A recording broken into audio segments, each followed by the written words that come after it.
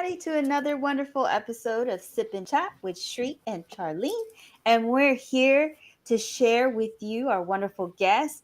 But before we get into our guests, my name is Shri, and I love helping solopreneurs, corporate professionals to be able to get in front of the camera so that they can build visibility to their brand and business, but also build up those soft skills such as presenting, public speaking, even doing a live like this.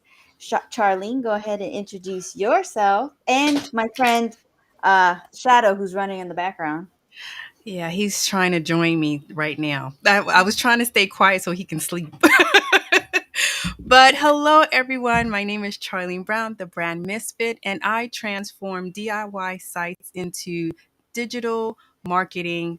Hello, powerhouses, which everybody needs, especially if you are trying to make sure that you don't get falling through the cracks of these recessions or any bumps in the road.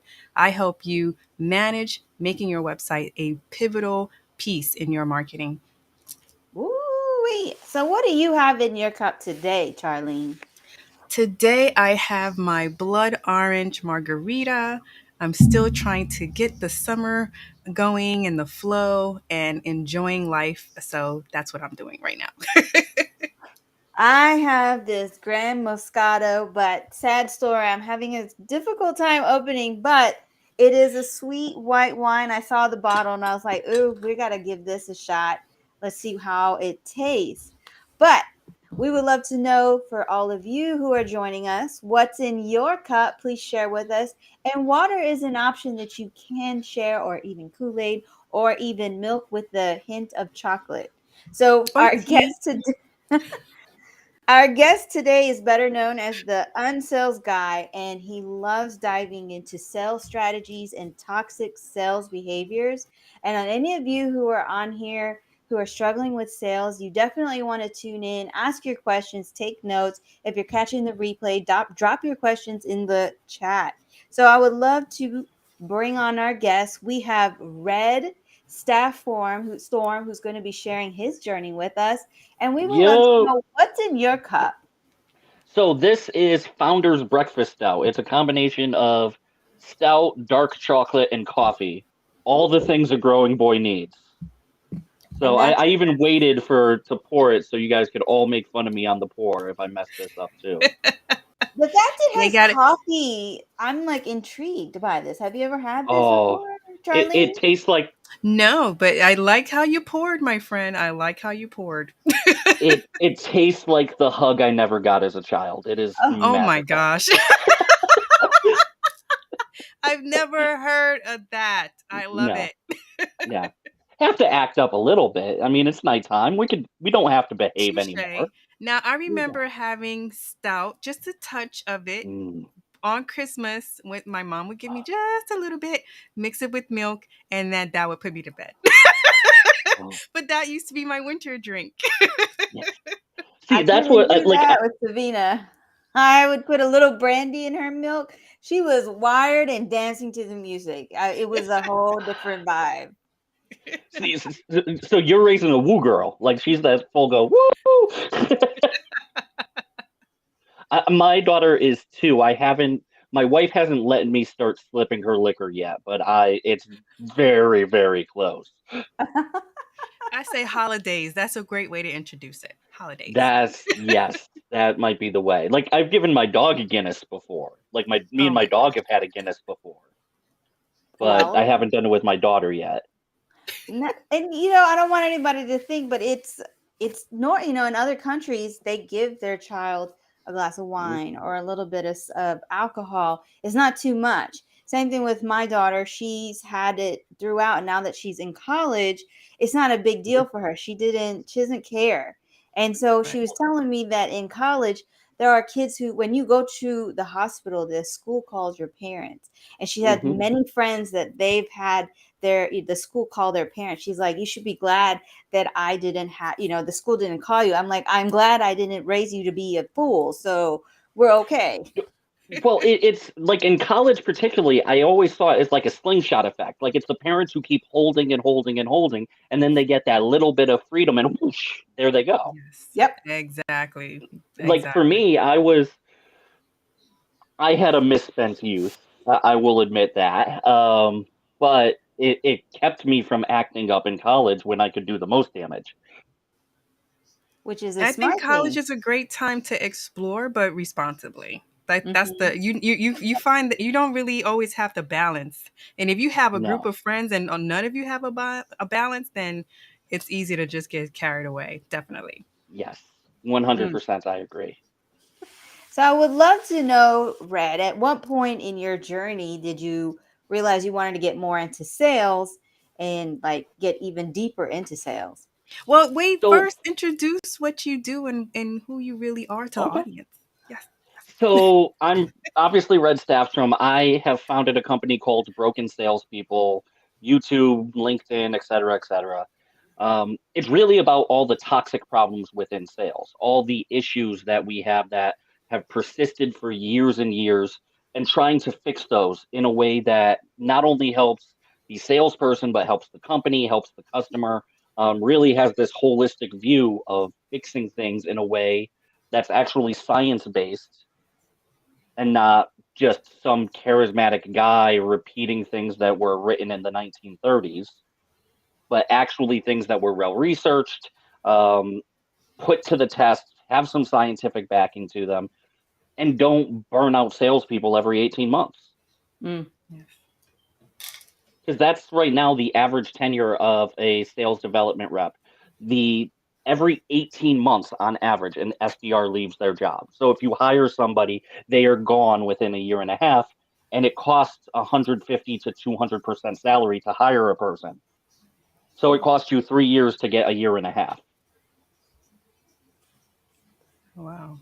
That is a lot Yeah. that's going on. And I remember being a sales rep and I remember being their manager training them. I mean, it's still in my heart. I love to train sales reps, be their support because you're on the front line. But if you don't know what you don't know, you're going to keep repeating the same mistakes. And all of us who are solopreneurs, entrepreneurs using online space, or even going to networking events, you are selling yourself. So those Yeah. sales calls, you nobody really teaches you how to do a Oh, sales call. But let's back it up and go back to the question yes. of how did you get into sales? So I actually went to school to be a history teacher, weirdly enough. Yes. I graduated 2 months after Lehman Brothers collapsed. So there were no teaching jobs at that point. In fact, they were firing a lot of the ones they just hired. So I wound up becoming a stockbroker of all things, just wind up finding a role there. And I've just been in sales ever since. I've sold all sorts of different products. Most recently, before starting my business, I sold high level coaching for real estate agents. And now I'm just training people, selling coaching myself. Nice. Nice. So And when doing was like what Charlene is talking about too, professional speaking, professional course creation, working on a book, all those kinds of fun things that you get to do when you're have your own shingle out on the door. Yes. Yes. so when you got into sales and you started to notice certain behaviors, when did you have that moment of like, this is crap, we need to change this? There wasn't any one moment, and it the explanation I give people is it was very much like a boiling frog scenario where it just kept getting worse and worse and worse, and all of a sudden the water was boiling. It Mm. took, I was at a point where I literally had a full blown breakdown panic attack in the parking lot of a factory, like thinking I was having a heart attack, and just had to like take the step back, rebuild everything. And then from there, I found out the realization that I came to was the parallel that I always use is when you're about 13 years old and you start realizing that your parents don't know everything. I had to have that eureka moment about my managers. Like, just because they want to help and they have my best interest at heart doesn't mean they know what they're talking about. Mm. Right. So it's from that panic attack and from that rock bottom that I had to start relearning and rebuilding everything myself. And now I'm reading 50 books a year. and literally learning everything about sales from every possible avenue, finding what works, getting rid of what doesn't, getting rid of all the things that people just made up because they thought it would sell, and rebuilding it from there. Mm, And I love that you said that because I think, especially if you have a passion for what you do, you want to keep Yeah. learning no matter where it comes from. That allows you to really dig deep and say, okay, that doesn't make sense. Okay, this makes sense, but maybe if we put this with that, that shows that not only are you ever learning, but you're also analyzing what you're learning. Sometimes people just take it in, they take action, but they're not analyzing. Does this even make sense, or is there another way? So I love that you said that. Like for me, I am almost a born contrarian. Like that's just how I am. I want to challenge things. So like when people were telling me things over and over again, a part of me was always like, is this the right thing? Like there was one point I was working in the trucking industry, and I would go talk to trucking companies in like brown khakis and a blue button up blazer with like the brass buttons on it, looking like I'm about to meet Miffy at the yacht club. Eh, But there I am talking to a guy in a Harley Davidson t-shirt with his arm covered in power steering fluid. Like, Mm, why would they want to talk to me? How am I supposed to build trust dressed like a yuppie politician? right. yep. You have to mimic the client. Who are you talking to? Yes. The prospect, how they talk, how they act, how they dress. So And I want to ask you, like, when did you realize, hey, I need to change that? I don't need to be wearing this button down shirt to talk to this potential client. for me, it all really started and then kind of continued to snowball. The first book I read that it really landed, and it's one I probably reread every year, is Spin Selling by Neil Rackham. That's a good Mm, book. Yes. But what a lot of people don't know is that was really the second sales book ever written that was research based. Mm. The first sales book that was ever written was influenced by Robert Cialdini. Um, it was a great book, but it was aimed towards people. It was aimed towards consumers. The spin selling actually broke down thousands and thousands of sales calls and figured out what actually works. And it found out like the holy trinity, like building relationships, overcoming objections, closing techniques. Those actually can hurt the likelihood of a sale. But mm. that's all I was being told over and over again. It's like, well, you have to overcome objections. No, the more objections that happen and the more you overturn them, the more you're having an argument and not a sales call. Yeah. So Wow. how do you go about, because objections come. I mean, we get the common objection, I need to talk to my spouse, or this is too expensive. Because I mean, these come up a lot. And Yes. if you talk to anybody, they're always going to say, well, ask and dig deeper questions. But what are you really supposed to do? Well, it's talking to the spouse, like that's going to happen. And it's about creating an atmosphere where they can have the right conversation. The tricky thing is, even before asking questions, um, yes, closing techniques can hurt the sale because people feel pressured. It's an idea called kettling. It actually is something that I learned about back in 2020 during the Black Lives Matter riots, and it comes from policing. So, Oh, what police will do in these instances is when there's protesters, they actually start compressing, compressing, compressing, compressing, and people feel trapped. And that's what so many of these closing techniques do. And when people feel trapped, it creates a fight, flight, or a freeze response, an adrenal response. So, fight, flight, freeze, fighting is creating objections and being argumentative. Flight is just leaving or saying, I need to talk to my spouse, or freeze is let me think about it. These are adrenal fear responses that we are created by pushing people too hard. My close on every call that I've done for the last 5 or 6 years is simply, do you want to move forward? That's it.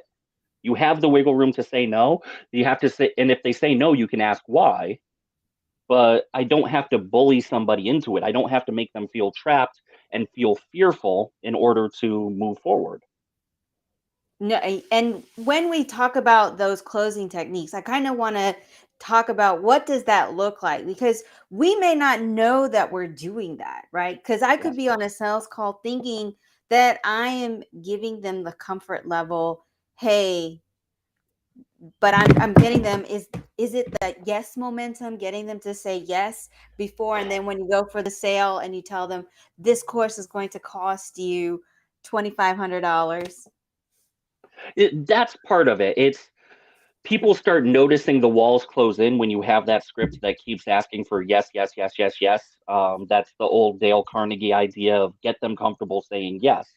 No, you want them comfortable being themselves. You want them just comfortable, period. Hey, Benita. Hey, Um, Benita. but the idea is you want them to feel free and relaxed and not in a place where they feel like they have to retreat. So, how can you create that atmosphere for those who are watching? And Charlene, she'll be back just before we know it. She's figuring out her internet. But I wanted to ask, like, what, because I know some of us are getting the calls, we're getting in the Mhm. DMs, we're building that relationship. Now we're getting on the call and we're seeing that we're not getting the close. So, Yes. what are some things that we should keep in mind when it comes to the sales call? How can we build that atmosphere? Like, Red, you can be my best friend regardless. Yes.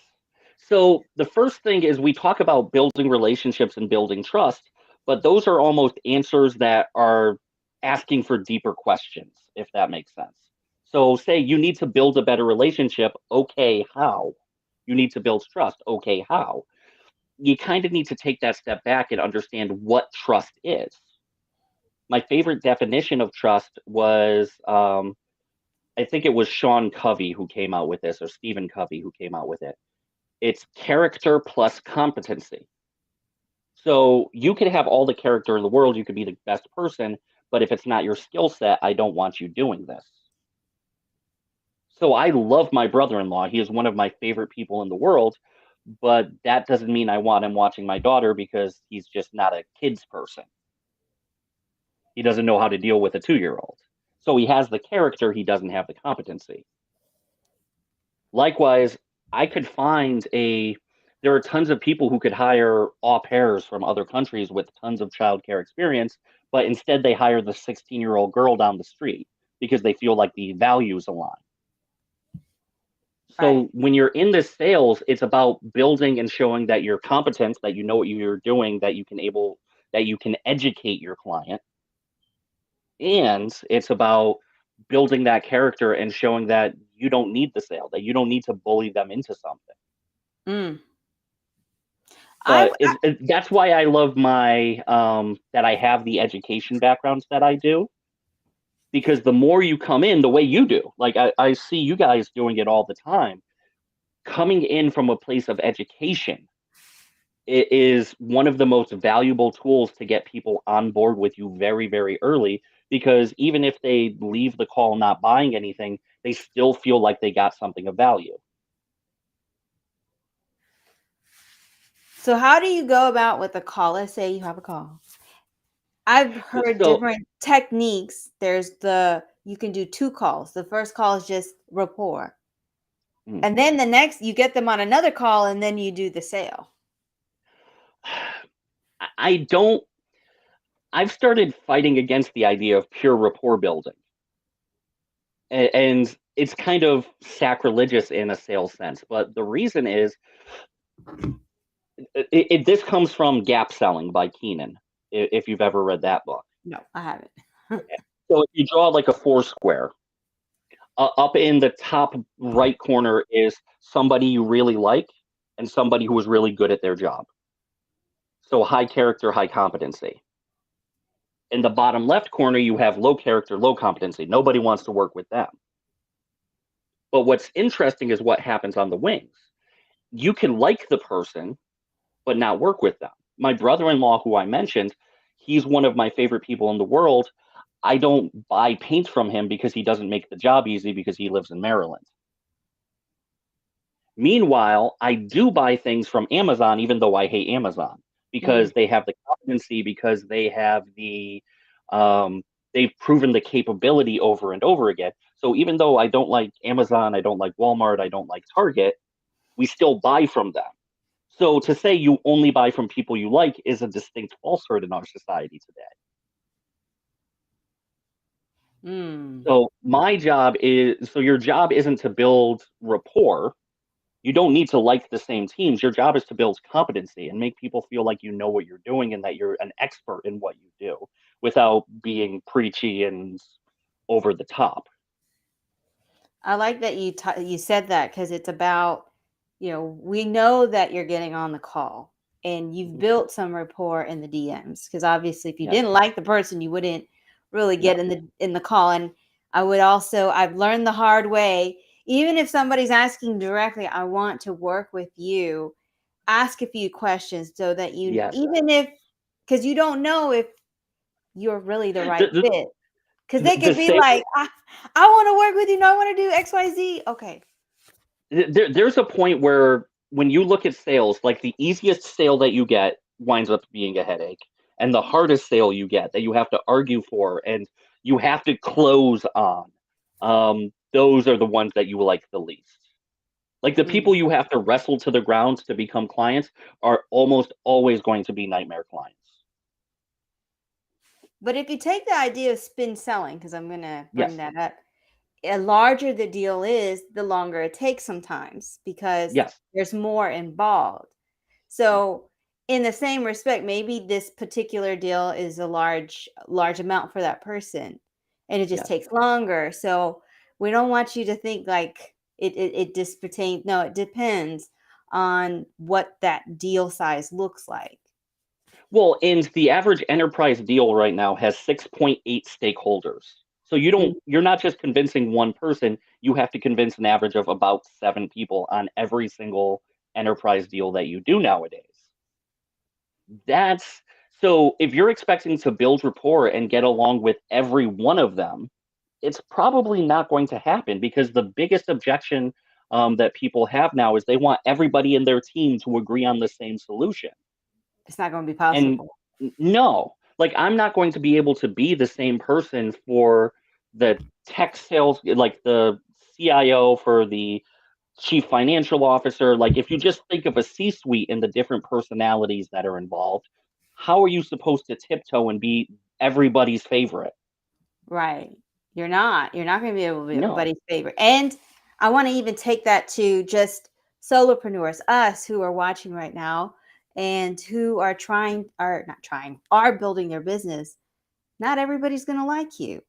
And I've No. also heard some people will lie to you by being nice to you because they don't want to work with you. Yeah. So don't take it And to that's heart. and for years I've heard this idea of, and particularly when I sold cars, buyers are liars. Maybe, but if they're lying to you, it's because you've done something to push them into that scenario. Right. Are we good? We're good. All right. We can't hear you. I know I was muting myself. I was like, I was cursing, so I had to mute myself. We're all worried. We're Well, like, what? Okay, we My just. router just well, decided to restart on its own, so my apologies. I'm one of those people from a techie space that I'm still getting my feet under everything. I've only been on social media total for 3 years, and I barely cared about it for 2.5 of them.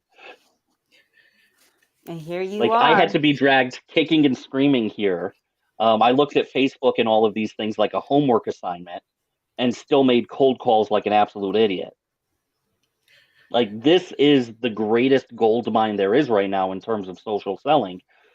I'd rather be doing this a million times over, but it just took me too many years to realize the value.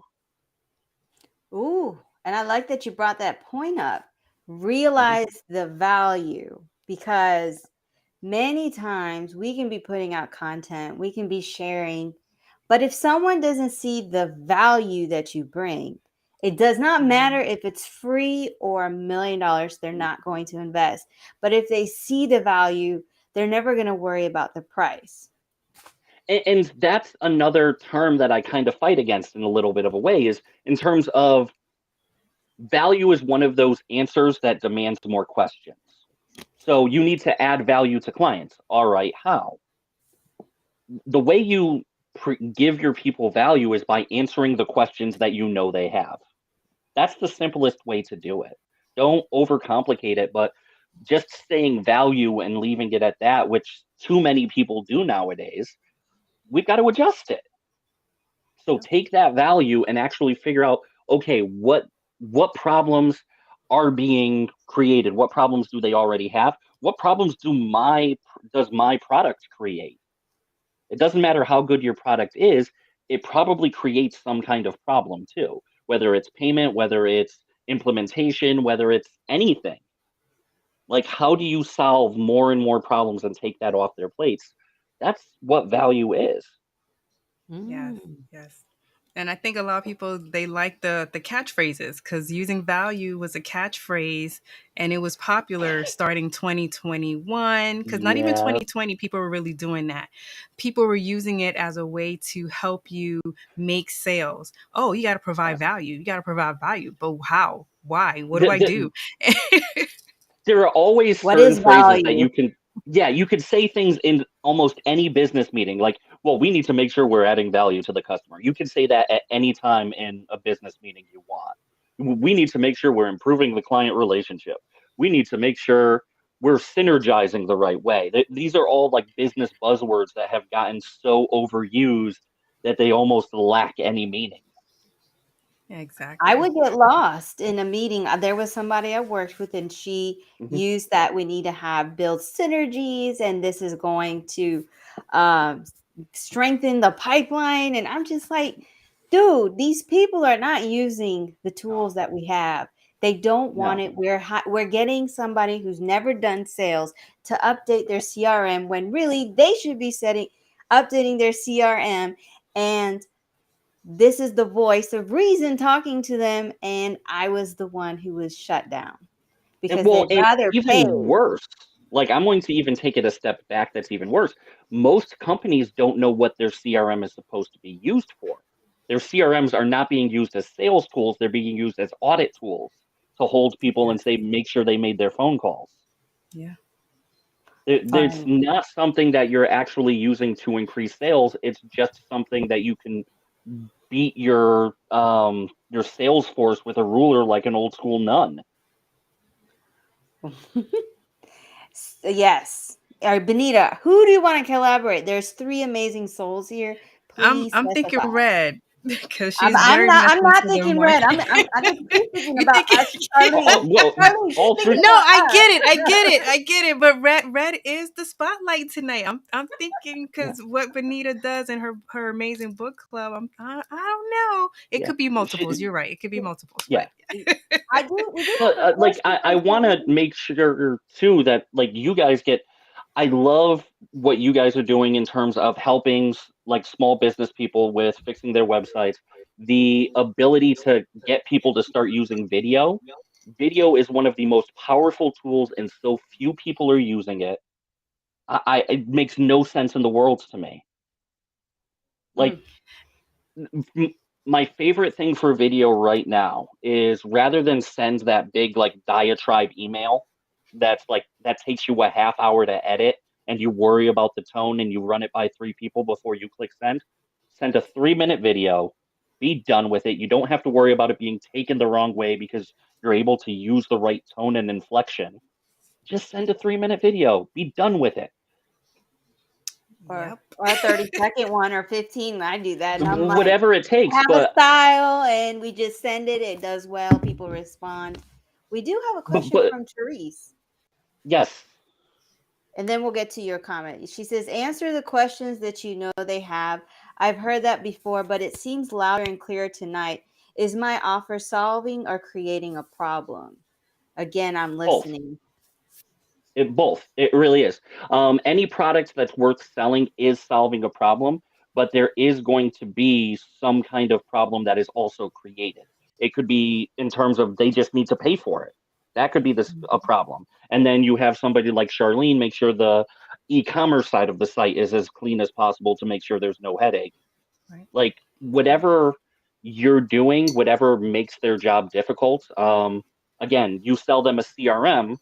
The CRM is great; it solves every problem, but they still have to get their employees to use it. That's a That's problem. another problem. That's Yeah. another Exactly. problem. So so whatever, like think about it from your clients. They just bought, they just signed the contract. What headache are they going through right now? I mean, if you're selling a commodity that's, kitchen knives, they know what to do, but you could still sell something that sharpens them.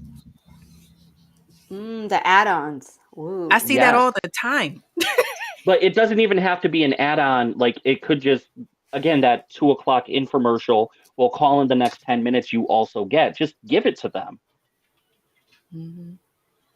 But whatever problems get created by when when you solve a problem, a new problem gets created. It's almost human nature. Like it's just as we grow as people, we create new problems for ourselves. So solve those too.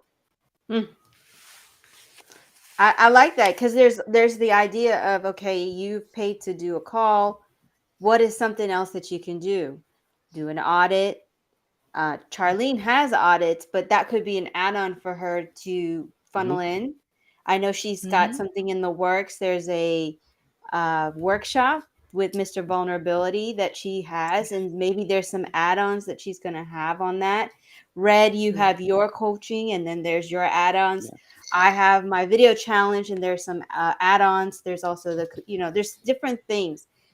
What do you think about the idea of discounts? Because that comes up. Can you give me a discount? I don't like doing it. Like I just don't. Like this is the price. Like that's it's and it kind of goes back to what I was talking about before. The people who demand the most from you and demand special treatment will continue demanding special treatment. Yep. Now there are certain times where yes, they're okay, I want to make the deal. It seems like the right fit. Like, okay, fine, do it.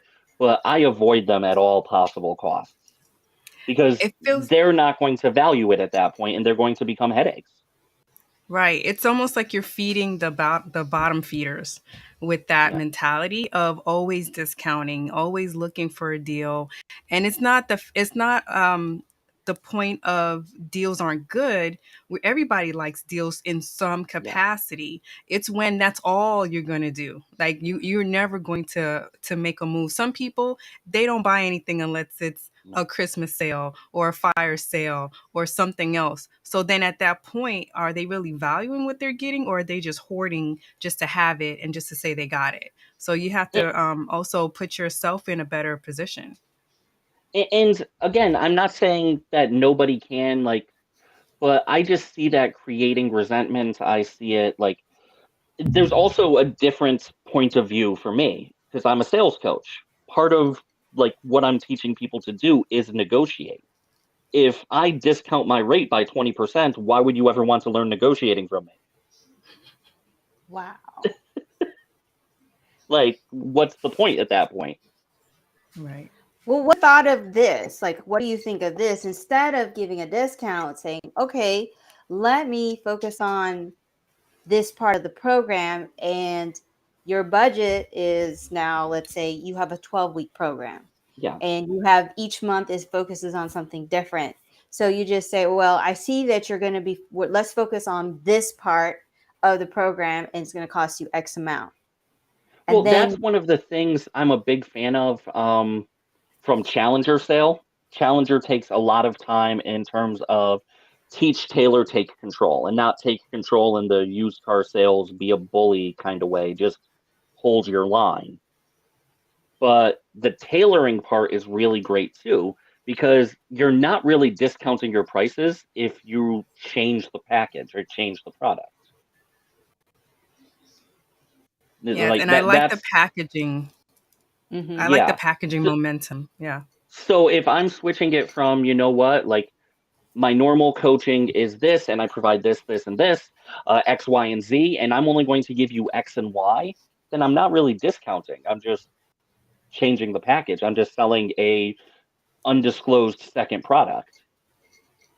Now, Mm. from a sales coach point of view, how do we avoid making too many packages? Because then now we get overwhelmed with tracking those type of sales upkeeps, updating everything. How do we really avoid overwhelming ourselves and our audience with that? Like creating too many SKUs almost in terms of like a Yes. marketing, manufacturing side. Um, that's up to each person to decide. I don't see it necessarily being a problem until it is. Hmm. Like if you know, and that's what a good CRM should be for, is helping with each particular person. But even though like my coaching package may be the same, it's still going to be different for everybody, no matter what. Because some people may need help with building relationships. Some people may need help on a RevOps side, finding tools. All of my coaching is going to be different no matter what, because each person is in a different place. So your program still So stays the same, the foundation, it's just maybe yes, you spend a little bit more time on one area because they might be really good in others, you don't need to, you can focus more. That's what you're saying? yeah. So I may be helping somebody. I'm just thinking real estate because that's the game I was in recently. Today, I may be helping somebody get listings. Tomorrow, I may be helping somebody recruit new salespeople. It's still a sale no matter what, and my price structure is the same. But really, what I'm talking about is two. Those could be two completely different products in a way. So no matter what, every customer gets a customized process no matter what, at least in my book. Now, there can be, again, manufacturing, things like that, where you could get it in any color, only black, like the whole Henry Ford model. But that's not my particular model. It's very much about tailoring for what each individual needs. And yes, it can get overwhelming. It absolutely can. If I had a perfect answer, I'd tell it to you, but I don't know a way that I don't know a way for this particular business where I can automate coaching. Gotcha. Yeah. Got it. Like Because yeah. it's like we talked about spin selling, we talked about Challenger, we talked about Gap. There's the Advanced, there's Sandler. Like all of these are different sales structures and systems that I have taught people depending on what their strengths and weaknesses are. They're all good systems. It just depends on what they bring to the table. And Hmm. I Now, some of them I teach a hodgepodge of everything. now I know I cut out, but I wanted to know: did we talk about what exactly is a broken sales, and what does the science of that look like? So for me, it's more of a systemic issue that I see. I see sales itself is broken. The whole everything that we're doing now in the SaaS world, particularly, I'm seeing it break down more and more and more. For decades, we've talked about the disconnect with marketing and sales, how each operate in their own silo. Now we're even siloing sales itself, where sales is now broken up into SDRs, AEs, account managers, and we're having more and more problems. We're teaching these broken ideas. Dale Carnegie, Napoleon Hill, these people have written classic books, but they didn't do any scientific research. Like I said, the first Mhm. scientifically researched book was Cialdini in '84, I believe, which makes sales about as old, like sales as a science, only about as old as the Ninja Turtles. Wow. Yeah. So if you think about that, that was the very first researched science book, and it wasn't even a written sales system until '88 with spin selling. Everything before that was just some very charismatic extrovert telling them what they thought worked. Hmm. So and that's how we got such an emphasis on things like closing techniques, because they saw this instant gratification of I say this line and they say yes, but they don't realize that the reason they said yes may have happened 15 minutes ago. Or in the DM. Exactly. It could have happened at any point during that pitch, that prospect, whatever it is. It could have been a referral that nobody even knows about that the customer never brought up. But Yep. there's that salesperson saying, I got my standing room only closed. And really, it wasn't that. There was more It had to it. nothing to do with that. Yeah. It's Mm. um by the time the close happens, they've already made the decision. Mm. But that's what we get taught. That's what we get taught of, like, take control of your customer, dominate them. You need to have at least 5 closes on every call, jump on every closing signal that you see. That's what's broken about broken salespeople, is we're teaching them all the wrong things and then getting mad when they don't succeed. And then Yep. it frustrates them to the point you mentioned earlier that they get burnt out. They don't want to be around anymore. They leave early, so Yes, they're not in that position long enough for you to have a thriving sales team on a continuous basis because they're frustrated. They're upset. They think they're failing when it's really not them. It's the system that failed them.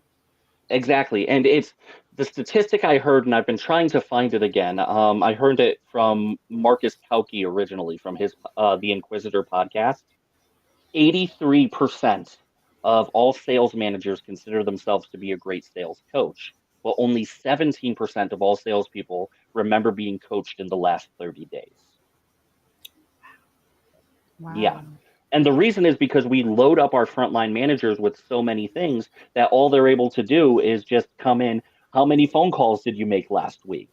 And that's what they call coaching.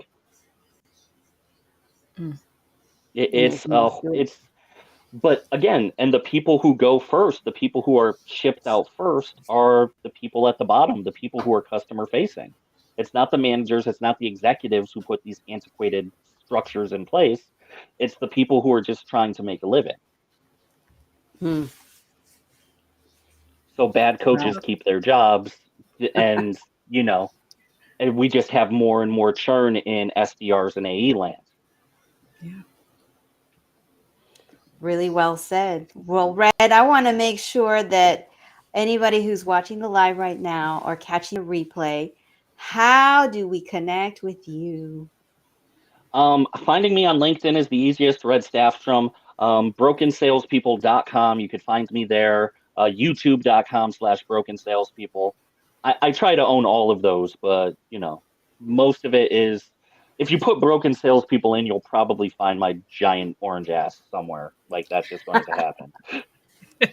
And Therese, don't feel bad about your disappointing sales No. results. That just means that for each lesson, for each call, there is a lesson that you can apply. And eventually you'll get the right people on the phone who are willing to pay for your product, for working with you. And I want to say one thing, like, if you're feeling that right now, use it. The great thing about rock bottom is it could happen at any given time, and you could choose to draw that line in the sand and say no more. I could run out of coffee tomorrow morning and start owning, like, become a Dunkin' Donuts magnate next week. Like, once you draw that line in the sand and say I will no longer accept this, that's when you can start to grow. Mm. So let this be the time where you say no mas and just, all right, so let's start changing things. Mm-hmm. Yep. I love That's, that. I love that. And I that's what I appreciate got. your scientific approach. Yeah. I'm a nerd, Yes. if you can't guess from obvious visual cues. I'm a huge Star Wars fan. I love it. Yes. Well, that's what I've got this. My wife got it for All me because right, of the Chewbacca. resemblance, obvious. And it's actually like a pen, too. So, that's that's taken to closings. I already can see it. So yes. so Charlie, what do you have in store this week, this month? Well, this week, actually tonight, I'm going to drop another article on my news article because we talked about videos and the importance of your website. So I did an article on my website. I'm going to drop something on LinkedIn so you guys can read more about it, and it's going to also have a little mini video to it so you can hear. So if you don't want to read the article, you can listen to it because I sat down and I read it out for you. So hello, people. I'm trying everything I can. And Learn, of damn it, course, learn. yes, learn, soak it in. And by September 9th, I would hope you have registered for the new summit that me and Mr. Vulnerability Carl Sean Watkins are doing. It's actually going to be four of us. We're doing a summit, 90 years of experience that we're putting together just to help you guys learn what to do. And it's not going to be a financial focus, it's actually actions, website, your messaging, trademarking, your graphics. What can we start doing now to allow our business to become recession proof later? So therefore you're not struggling, you're not scrambling. We're going to try and help you guys take some action steps and get some strategies under your belt. So head on over to nextlevelbusinessmoves.com. And of course, as always, if you ever need help with your website, hit me up. You can go to strugglesite.com, or you can go over to brooklyn.customdesigns.com/SOS. Or, of course, connect with me on LinkedIn, and I am happy to help you. Well, I've partnered with Inger, and we're doing our second round of the free 3-day video challenge, where it's in a private group and you will be posting your video in the group, and you get a point each day that you post. If you don't post a video in the group, you get kicked out. That's just what we're trying something new. At the same time, you don't have to think about it. We give you the prompts so that you don't have to figure out how long, what to say. We give you everything that you need. Also, if you're afraid that, hey, I don't know the tech, there are videos to show you how to use some of the apps that are out there to help editing videos. So if you would like to be part of this challenge, definitely message me or Inger. And if you just want to get in front of the camera, you don't want to do a challenge and you want to just get straight to, I want to do this, I want to get more visibility, you can definitely book a call with me. Let's talk about it in the chat. And I just want to say thank you to Charlene. Thank you to Red for all that you shared. We will not have a show next week, so we'll be back here in August. So we just want to say thank you to everybody and hope you have a wonderful evening. Bye. Bye. Thank you so much.